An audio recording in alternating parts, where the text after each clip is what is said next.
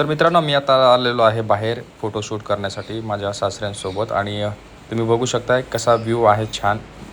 पावसाचं क्लायमेट झालेलं आहे आणि हे दीपनगर निंबोराचं बघा तुम्ही, किती छान असं क्लायमेट झालेलं आहे. आणि मित्रांनो, आता जस्ट नवीन ड्रेस कोड घेतलेला आहे आणि त्याच्यासाठी आम्ही फोटोशूट करण्यासाठी आलो होतो.